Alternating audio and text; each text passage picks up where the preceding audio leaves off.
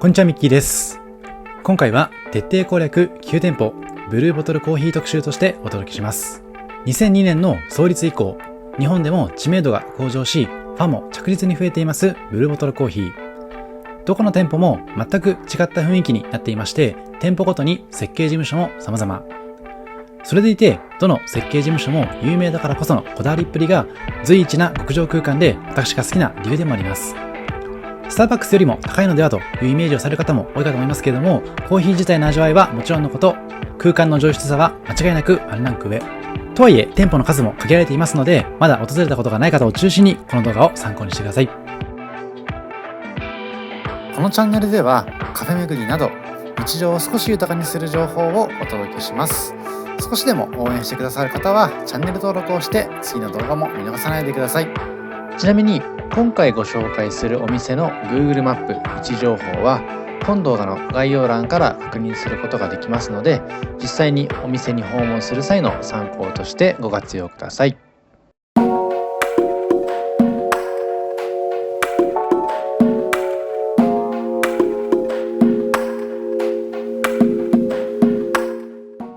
まずはじめにご紹介しますのはブルーボトルコーヒーの豊洲パークカフェ。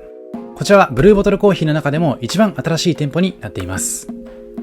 今や知名度も上がり、カフェ好きの間でも話題に上がることが増えたブルーボトルコーヒー。そんなブルーボトルコーヒーの新しい店舗は、自然豊かなアウトドア環境で美味しいコーヒーを楽しもうをコンセプトに、都心からも程近く開放的な豊洲公園の中にありますカフェです。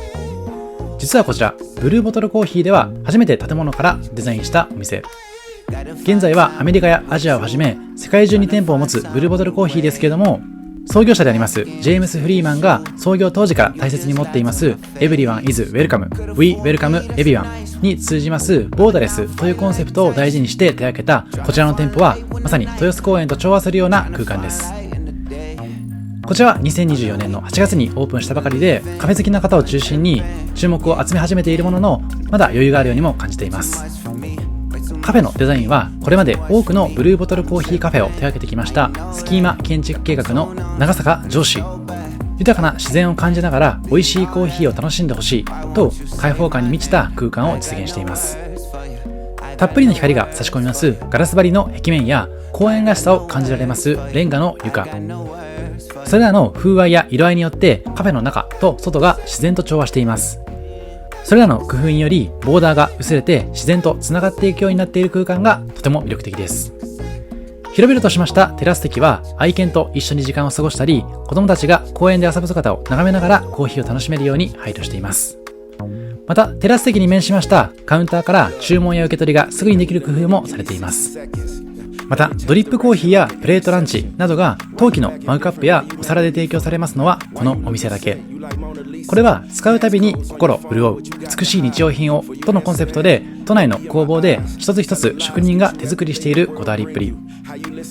実際に手にした時に感じる温かみや形の違いも楽しむことができます。メニューとしましては他のブルーボトルコーヒー同様基本メニューを取り揃えながらも、限定ドリンクの野良シェケラートや11月からのホリデーシーズンメニューで楽しい時間を過ごすことができます。さてこの日はまずウィンターラテをオーダー。別途ブランチプレートもいただいているんですけども、まずウィンターラテのみをいただいています。本当に空間が素敵ですので、どこを切り取っても素敵な写真や動画を撮ることができます。ぜひお気に入りの場所を探していただいて、ご自身のベストショットを集めてみてほしいです。さてメインは陶器のお皿が魅力的なブランチプレート。古代小麦と米粉をベースに焼き上げられましたワッフルに香ばしく焼かれたベーコン、塩とオリーブオイルで味付けされました季節のグリル野菜、平飼いのゆで卵にソイクリームとビーツのフムスが添えられています。卵を使わずに大豆で作られましたソイクリームはしっとりとした甘くないワッフルにも野菜にも相性バッチリ。ぜひその組み合わせも含めて楽しんでみてほしいです。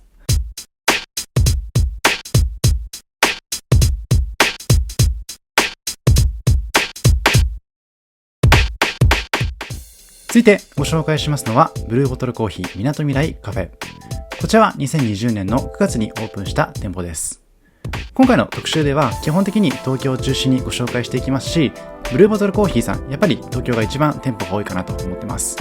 一方でこのブルーボトルコーヒーを中心に横浜みなとみらいエリアはたくさんのカフェが集結する激戦区になっていますので、このブルーボトルコーヒーも週末を中心にとても人気なお店です。また、横浜駅の周辺にはスタンド形式のブルーボトルコーヒーもありますので、そちらはより知っている方が多いかもしれません。さて、ここからはみなとみらいカフェの特徴。みなとみらいカフェはブルーボトルジャパンでは初となる屋外シーティングを備えたカフェとして横浜美術館の目の前にオープンしたお店になっています。屋外シーティングと言いますのは、外の席もブルーボトルコーヒーの席として利用できる空間のことを指しています。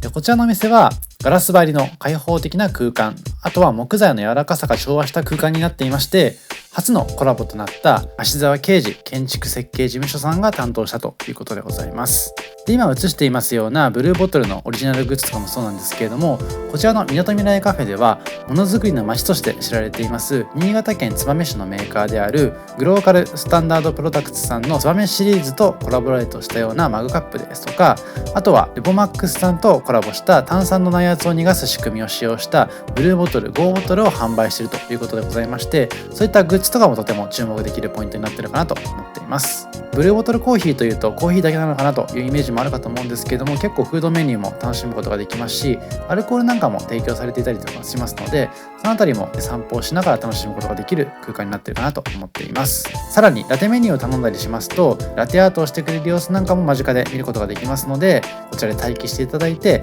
実際に注がれていく様子なんかを眺めていただくと2倍3倍楽しむことができるかなと思っています。でこちらのお店はカフェが位置するエリアを公園として捉えて、カフェはシンボルツリーとしてその木陰でゲストがゆっくりと過ごすことができるような温かみのある空間を体現したということでございます。そういった空間自体の設計も含めて、まさに横浜美術館の向かいにあるからこその芸術的な空間になっているかなと思っています。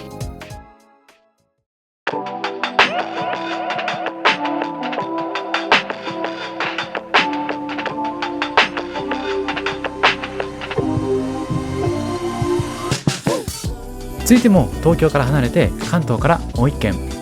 こちらは群馬県前橋にあります白井屋ホテルというホテルの中にありますブルーボトルコーヒーの白井屋カフェ。2021年9月に誕生しています。地方都市では初めての出店となりましたこちらの白井屋カフェ。空間デザインは先ほどのみなとみらいカフェと同じく芦沢啓二建築設計事務所さんによって手掛けられています。こちらの映像は以前に白井屋ホテルを泊まった時の映像になっていまして、その時は夕ご飯の後だったのでお腹が空いておらず外観のみの撮影になっていますけれども、もし群馬県前橋市を訪れる場合にはこちらのカフェを訪れるのもいいかなと思っています。ということで、ここからは白井屋ホテルの様子を映しながらブルーボトルコーヒー白井屋カフェの様子もお届けしていきます。またせっかくなので白井屋ホテルについての情報も少しお届けできればと思います。外から見てもブルーボトルらしさが伝わるようにドリップステーションが正面に配置されたカフェ。外からの光が差し込んで心地よく過ごせるようなデザインがされています。また白井屋カフェの特徴は前橋市内の歴史的な建物や白井屋ホテルでも使用されているレンガを主要な素材キーマテリアルとして採用し、床の素材としても使用しています。そんな設計に支えられて周りとの一体感も生み出されています。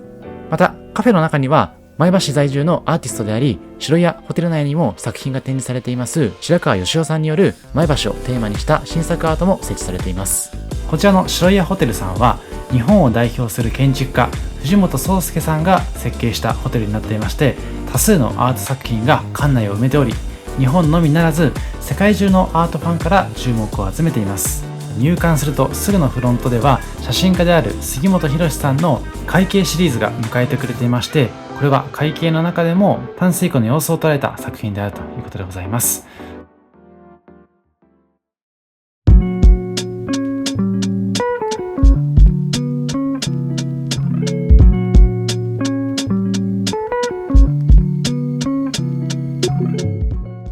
続いては銀座から少し変わった場所にありますブルーボトルコーヒーのご紹介。こちらブルーボトルコーヒー銀座カフェは銀座6の地下2階にある空間。銀座駅と直結しているのも魅力的なブルーボトルコーヒーです。特徴的なのは陶器作家飯星由美子さんのレルラボシリーズとコラボ制作したオリジナルの器で提供されるフードやドリンクの数々。こちらの店舗向けにコラボレートして制作されたカップとプレートは岐阜県の工房で職人が一つ一つ丁寧に作り上げたものとのことです。ドリンクではカフェラテやカプチーノなどをホットでいただく際にこのカップで提供していただくことができます。それぞれのレシピに合わせて作成したブルーボトルコーヒーオリジナルサイズのカップはラテカップとカプチーノカップがございます。そちら販売もされていますので、もし気になった方は購入されるのもいいかもしれません。色はブルーボトルブルーとスプリングミントグリーンの2種類。どちらも優しい色合いがシンプルな器の形に優しい表情を与えてくれるようです。また、白を基調にした店内はナチュラルな色合いの革やウッドを使ったインテリアで上質な温かみのある雰囲気。銀座を散策している合間にほっと一息つけるような空間になっています。銀座といえばやはり買い物のイメージ。私も訪れることが多くて、特にユニクロの新作販売日には銀座で買い物することが多いです。そんな銀座のユニクロにはユニクロコーヒーといいますコーヒー店もあったりということで、銀座周辺がアパレルブランドとコラボしたようなコーヒー店があったり、さらにコーヒーの品質にこだわったような空間もたくさんありますので、ぜひ過去の動画も参考にしていただいて、こちらブルーボトルコーヒーだけでなくコーヒーの世界観に触れてみてほしいです。この日はコールドブリューをいただいてほっと一息つかせていただきました。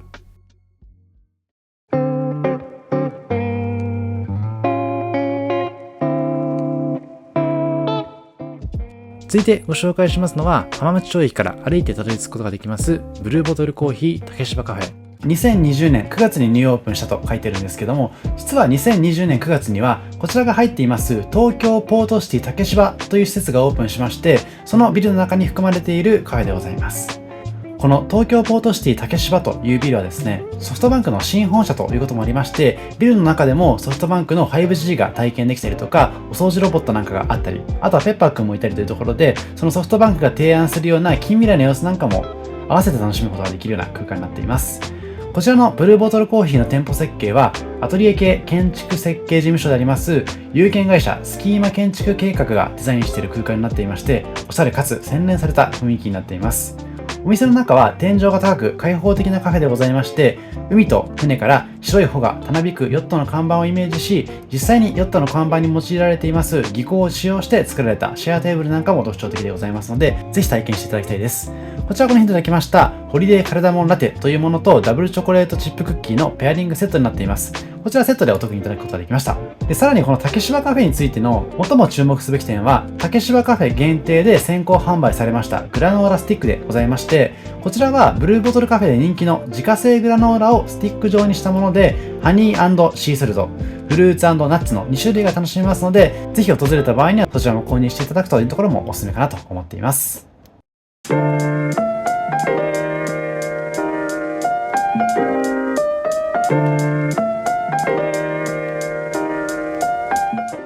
続いては新宿のブルーボトルコーヒー。こちら映像が結構古いものになっていまして、少しカメラワークが下手くそなんですけども、あらかじめご了承いただけますと幸いです。こちらの店舗は新宿駅に接続します商業施設ニューマンの1階にある店舗。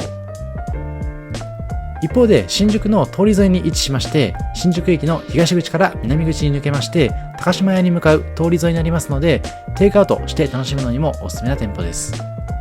こちらの新宿カフェでは、オーダーを待つ人、席に着く人、レジに立つ人、そしてバリスタさん、すべての方々がフラットな関係でありたいというイメージで設計された店舗。先ほどの竹芝カフェを設計しましたスキーマ建築計画さんがこちらも設計されています。まずはそれぞれの目線の高さを合わせ、さらに中央にリング型のカウンターを設けることで、その重なりが層になるように計画されています。そしてその関係をリースライン内だけに留めず、施設内及び屋外にまで波及させるように家具を腰の高さまで抑えて存在感を縮小。全体を目指していただきますと、家具があるんだけれどもないように感じられるようなシンプルな設計になっています。こちら先ほど過去に撮った映像というふうに申し上げたんですけれども、その影響もありましてコロナ禍だった時のパーテーションが残ったままになっています。今はより開放的な空間になっていますので、もっとカジュアルに楽しめるような空間です。この後にご紹介するような店舗ほど長い時間過ごすことにはお勧めできないんですけれども、ぜひ参考にしてみてほしいです。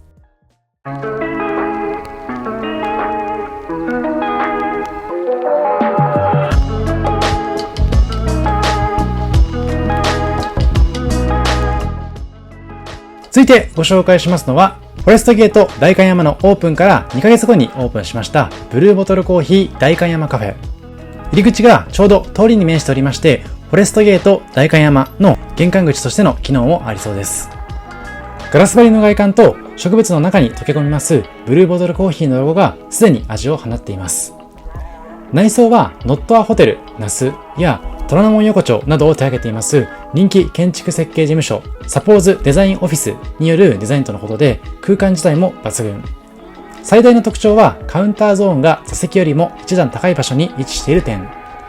起伏の多い代官山のコンテクストを意識して他のイメージで設計したとのことで、とても印象的なデザインです。左官仕上げで温かみのあるデザインのカウンターをよく見てみますと、茶色のつぶつぶとした素材が練り込まれています。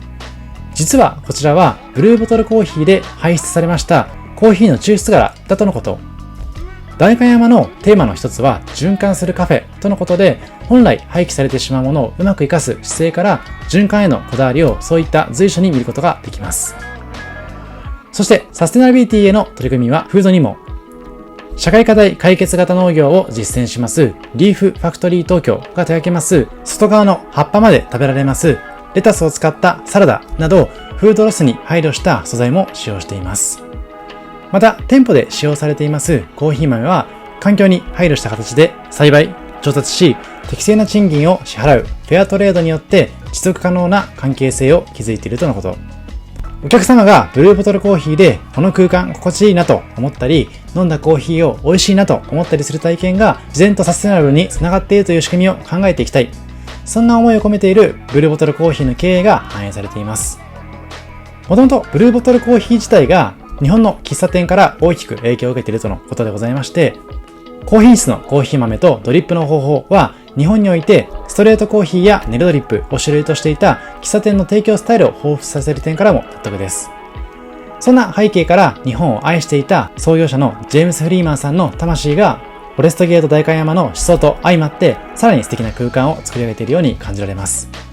コーヒーは有機栽培の約10種類のコーヒー豆を世界中から輸入しまして、焙煎後48時間以内の豆のみを使用。そして注文を受けてからバリスタさんが豆をひいて一杯ずつ丁寧にハンドドリップで入れてくれますので、ぜひそのコーヒーの深い味わいを感じてほしいです。さて、こちらがこの日にいただきましたブランチプレートのサーモンとアイスノラ。まずアイスノラについてなんですけれども、ノラと言いますのはニューオーリンズ・ルイジアナの略のノラ。創業者がミルクドリンクの人気商品の一つでありますアイスラテに代わります美味しいミルクコーヒーを作りたいという思いから生まれたブルーボトルコーヒーのオリジナルドリンクです。そしてもう一つはこちらのブランチプレートサーモン代官山カフェ限定のメニューです。宮城県産の銀鮭を低温調理で半生の状態に仕上げまして、しっとりと柔らかい食感を楽しむことができます。同じくフォレストゲート代官山にありますエトヌンクのパンに添えながら味わっていただければと思います。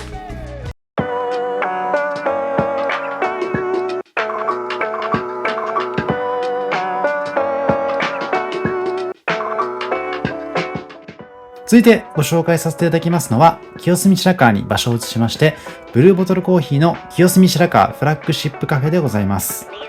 こちら、フラッグシップというだけありまして、清澄白河のお店が一番中心地として位置づけられているお店でございます。と申しますのも、2015年にサードウェーブコーヒーの火付け役として日本に初進出した際に店舗を構えましたのが、ここ清澄白河店でございまして、他の店舗とは一味違った空間を楽しむことができます。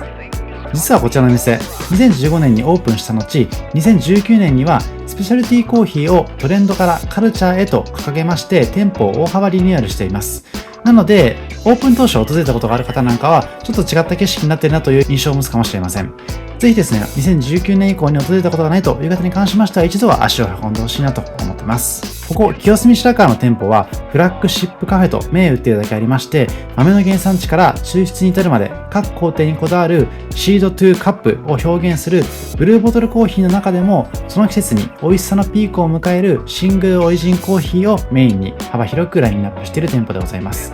シングルオリジンというのは原産地、そして農園も含めて単一のところから仕入れてますので、その純度がとても高く、豆本来の味わいを感じられるというところが特徴になってますので、ぜひコーヒー好きな方、そしてこれからコーヒーを学んでいきたいという方に関しましても、ここから学んでいくのはとてもおすすめかなと思っています。さらにこちらのフラッグシップカフェはブルーボトルコーヒー初となるフルサービスのおもてなしが提供されているということもありまして、ゆったりと贅沢に楽しめる空間にもなっていました。また併設されていますトレーニングラボではコーヒーに関する様々な内容のクラスを受けることができるようで、コーヒー初心者から上級者まで何度訪れても楽しめるところも魅力的になっています。こちらのフラッグシップカフェ実は木材の倉庫の跡地をリノベーションしてできておりまして、清澄白河やその隣町の木場周辺は木場という名前の通り、もともと木材の切り出し場や貯木場があった土地で、天井が高くスペースのある広い場所が必要だったということで、そういった背景も踏まえつつ、天井が高くスペースが必要なコーヒーの焙煎所ともマッチするかなといったところで、こちらの土地がブルーボトルコーヒーの焙煎所として使われたということでございます。さらにですね、こういったブルーボトルが提供しているようなお土産用のフードメニューですとか、あとはブルーボトルオリジナルグッズなんかもありますし、もちろんコーヒー豆の販売もありますので、ぜひですね、選んでいただいて、少し値段はしてしまうんですけども、東京のお土産として買っていただくのもお勧めできるポイントかなと思っています。こういったコーヒーの抽出器具があるところも嬉しいポイントですよね。店員さんもとてもコーヒーに詳しい方ばかりなので、相談していただければというところでございます。さらにこちらの清澄白河店では、ここでしか味わえない限定フードメニューも特徴でございまして、この日にはホリデーシーズン限定のデザート、ワッフルプレート、ピスタチオ、バタークリームをいただいたんですけれども、ぜひですね、その時のタイミングで一番おすすめなメニューを頼んでいただいて、そして本格的なコーヒーと味わっていただければなと思います。やはりですね、少しだけ値段がかかってしまうなというところがネックではあるんですけども、ぜひですね、一度でもいいので試していただいて、それこそ清澄白河にはたくさんカフェがありますので、ブルーボトルコーヒーと比較していただくのもとてもおすすめかなと思っています。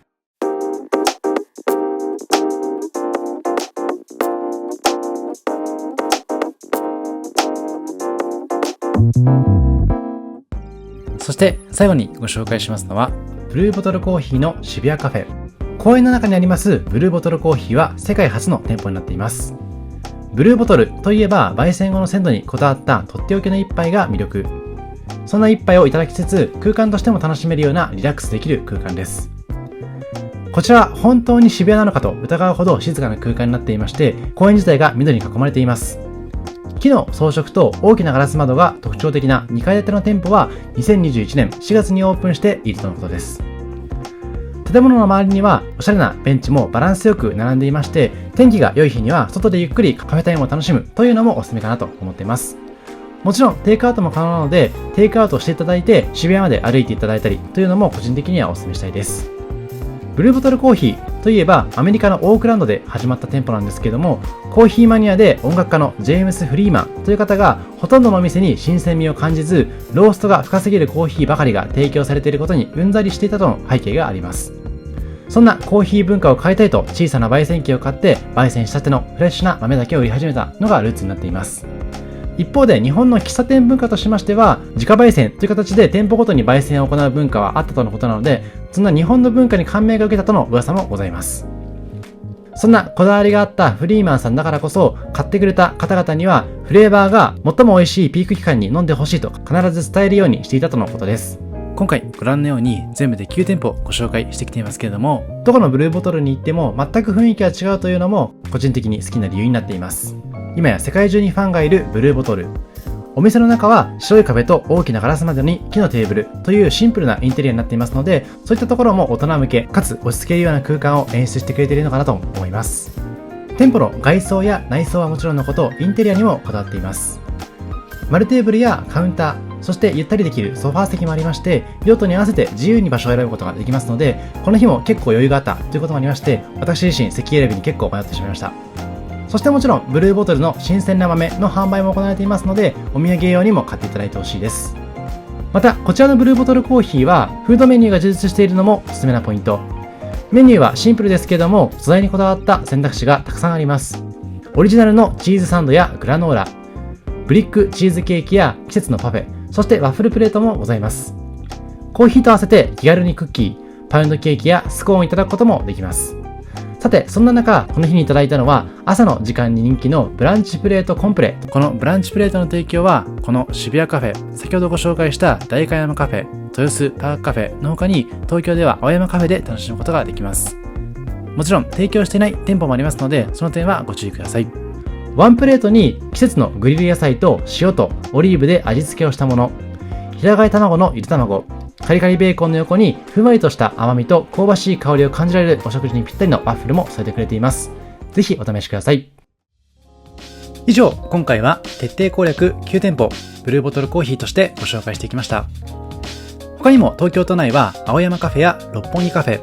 品川カフェや三軒茶屋カフェ、池袋カフェ、恵比寿カフェ、広尾カフェなどがございます。今回は特に私が好きな店舗を中心にご紹介したんですけれども、他の店舗もまた違った魅力に溢れていますので、ぜひ機会があれば訪れてみてほしいです。今回ご紹介できなかった店舗に関しましては、少し狭めな店舗が多いので、あまり長時間過ごすのにはおすすめではないかもしれませんけれども、もちろん味わい等はバッチリです。ちなみに私は関東の店舗は全て見たことがあるんですけれども、残念ながら関西や東海、九州の店舗は未開拓。特に京都の店舗は味わいがあって素敵だと聞いていますので、また機会がありましたら京都に行って他のカフェ巡りと一緒にブルーボトルも巡ってみたいと思っています。関東在住の方々以外でもしおすすめのブルーボトルありましたらコメント欄の方でも教えてください。以上ミッキーでした。ありがとうございました。